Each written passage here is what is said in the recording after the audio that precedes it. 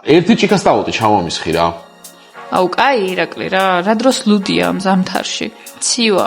რას ლაპარაკობ? მე ზამთრის ლუდზე მაქვს საუბარი. არ არის აუცილებელი რომ გარეთ 40 გრადუსი სიცხე იყოს იმისთვის რომ ლუდი მიიღოს ადამიანმა. თან მე ხომ სპეციალურად ზამთრის სტილზე მაქვს საუბარი. და რომელია ეს ლუდი?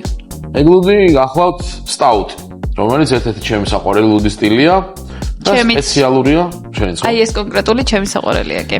და სპეციალურად ზამთრისთვისაა შექმნილი.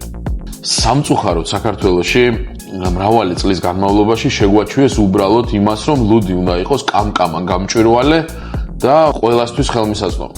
ამის ფონზე შეიქმნა ლაგერი, ეგრეთ წოდებული ლაგერების სტილი, რამაც წააგულეკა, რასაც ქვია საქართველოში და ანუ ხალხის ასოციაციაში ნელ-ნელა აილექა ის, რომ ლუდი უნდა იყოს აუცილებლად კამკამა და გამჭვირვალე და ის ლუდი მართლაც რაც იყიდება, კი, ზაფხულის გამაგრილებელი ლუდია, მაგრამ ეხლა რა ვშვებით ზამთარში, როცა ზამთარს მივადექით და ცივი დღეები გვაქვს, საერთოდ ამოვიღოთ ლუდი ხმარებიდან და სხვა რამეს გადავიდეთ? არა.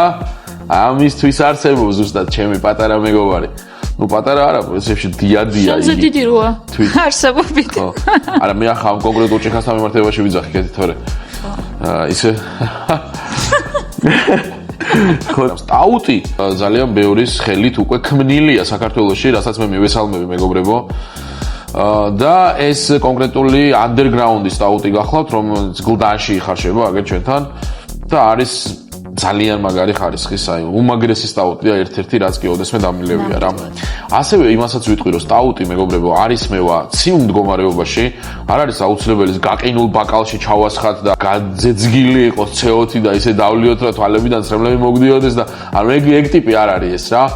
ამით უნდა დაჯდე საღამოთი ერთ-ან ორ მეგობართან ერთად, როდესაც რაღაც კარგ და საინტერესო თემაზე საუბრობთ, აზრების გაცვლა-გამოსვლა მიდის და უხეშად და მარტივად რო თქვათ, უბრალოდ ჭორავთ რაღაც საკითხზე, ან საკუთარ თავთანაც ძალიან მაგარია ფიქრისთვის, სადღაც იქ ბუხარიც უნდა კიაფობდეს შორი ახლოს, სიგარა, ხორციანი, ცხიმიანი, ისეთი საკვები, ხორცპროდუქტები ნებისმიერი აკვდება ზედ პირდაპირ მნიშვნელობით ისეთი მაგარია. ანუ დესერტებთანაც ძალიან კაია.